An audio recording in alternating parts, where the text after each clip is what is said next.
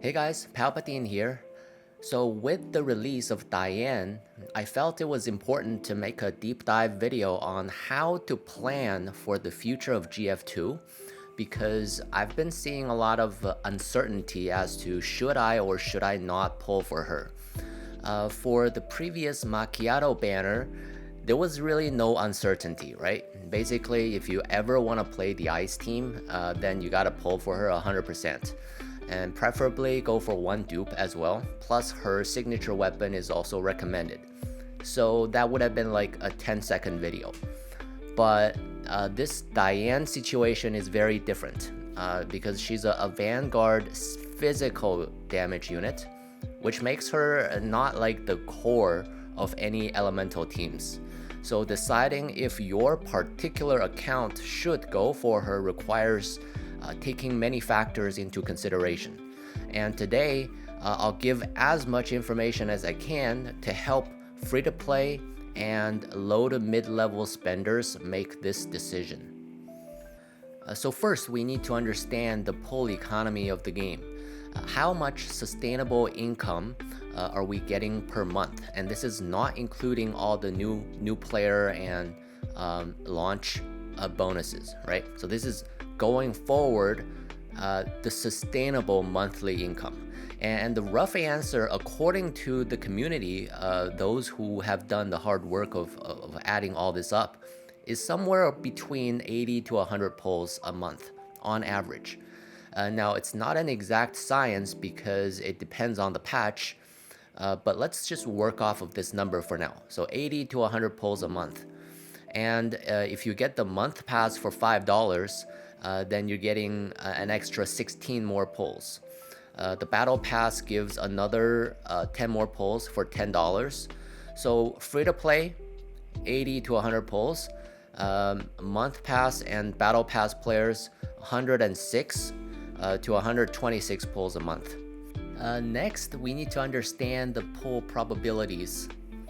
The stated rate is 0.6% per pull up to 58 pulls. Then the rate increases progressively until the 80th pull, and that's when you get the guarantee. And because the game also stated here that the overall probability is 1.89%, which includes the guarantee, right?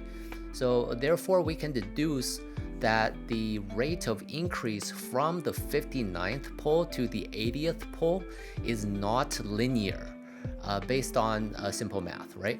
So it's likely some sort of exponential curve, which is slowly increases at first and then rapidly approaching 100% as we approach the 80th pull.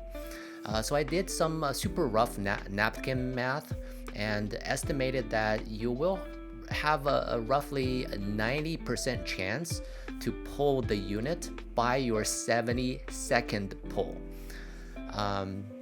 But wait, there's also a 50-50, right? So if you fail the 50-50, it'll take another 72 pulls to have another 90% shot at it. So the expected value would be 72 times 0.5 plus 144 times 0.5. which equals 108 pulls.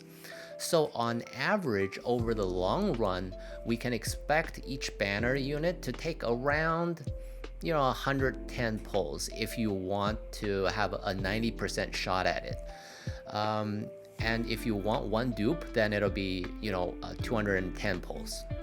So now we have an idea of the income and the pull probability. It's starting to make sense, right? Because the income monthly is around 100, and the chance of pulling any rate up unit with 90% certainty is around 110 pulls. So the game is clearly designed to give out just enough income for most players to be able to pull one copy of one unit per month. Next, we'll take a look at the current CN meta team comps for each element. For burn teams, the core units are Cheonju and Vector. The other slots are flexible depending on the situation. So you could go with Sharkri or Suomi or Centaur Ricey or Ksenia, etc. But the core are Cheonju and Vector. Those are in every burn team. For corrosion team, the core are Klukai and Mechti, with Paratia also being extremely popular as well.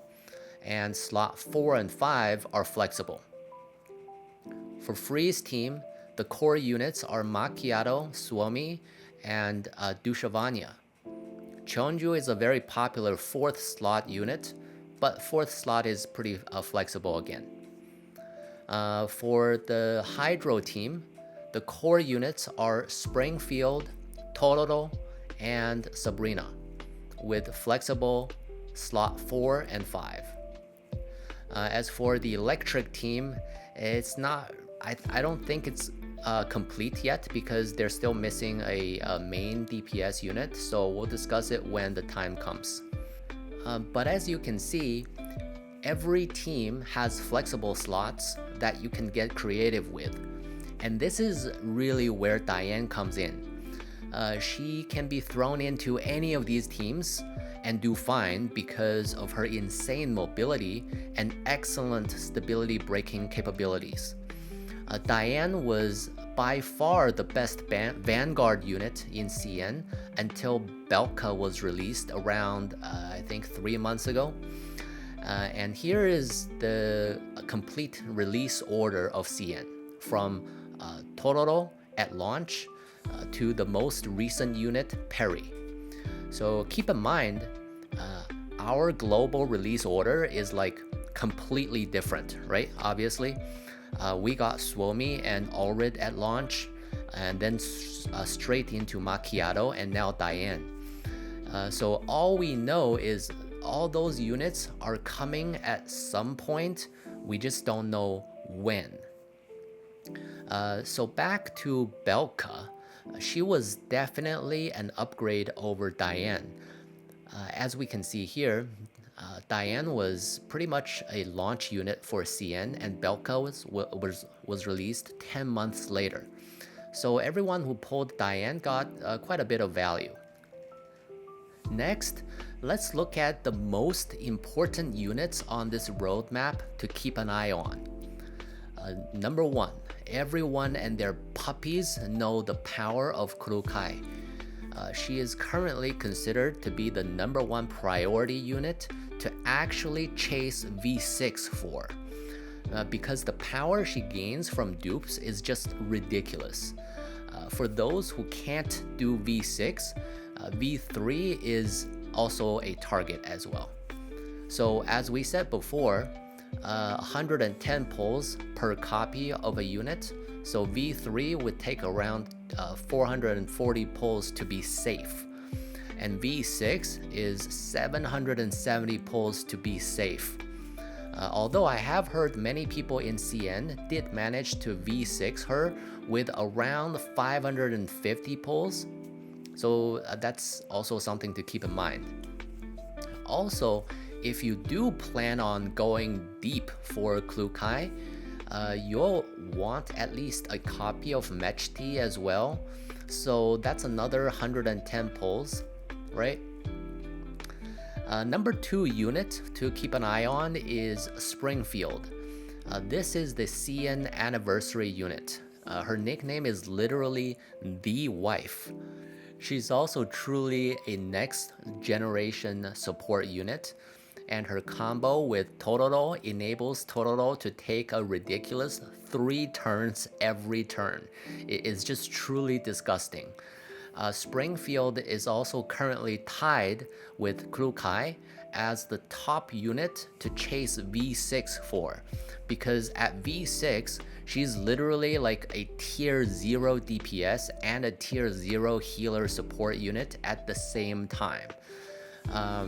So V6 is also around 770 pulls to be safe, 500 to 600 pulls if you want to, take a little risk, right?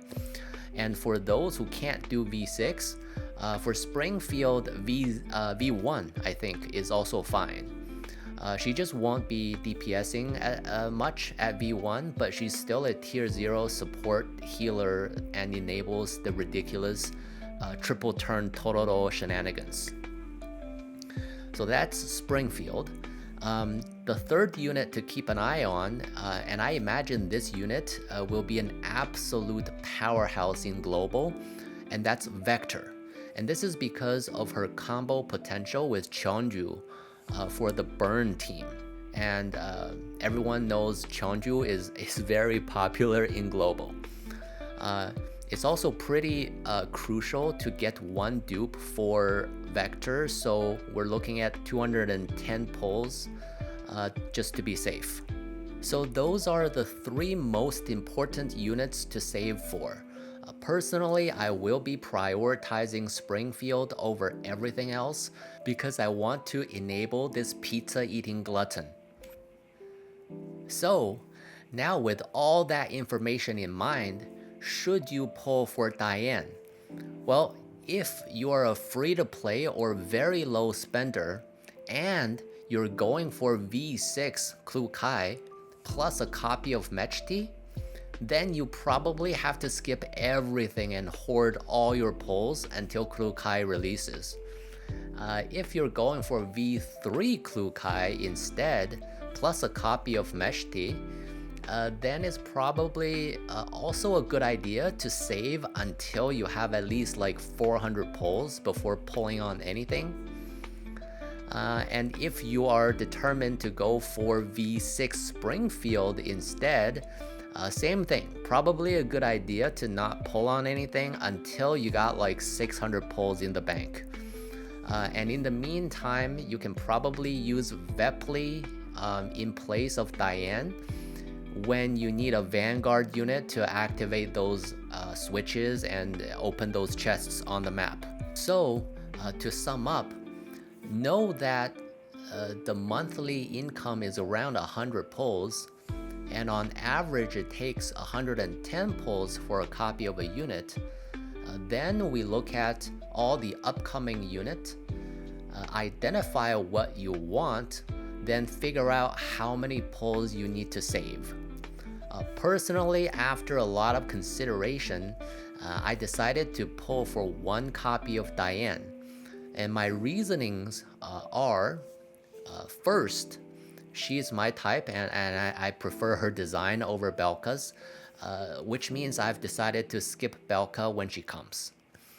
Second is Daiyan is one of the very few good units who do not need any dupes whatsoever. She is functionally complete at V0. The third reason is I desperately need a unit with high mobility who also does good DPS and stability damage, because I really hate those stages with switches all over the map and you have to activate them, or the ones that you have to pick up chests for the score. So Vepli is good too for those, but her damage is pretty low, and Daiyan can pick off high priority targets much easier. My fourth reason for pulling for Daiyan is she's able to fit in pretty much any team and will save me a lot of headache, because at the end of the day, it's a mobile game and I want some plug and play units that I can just mindlessly throw in there and it'll work. Lastly, the fifth reason is from the recent CN live stream, the developers did say that they're planning a substantial overhaul of all the physical damage units. So we're talking about Ulrid, Daiyan, Vepli, etc. So people are kind of expecting big buffs to physical damage units in the future. Alright, so that was our pull analysis and future pull planning video. If you have any questions, feel free to throw them at me in the comment section, and may luck be with everyone's pulls.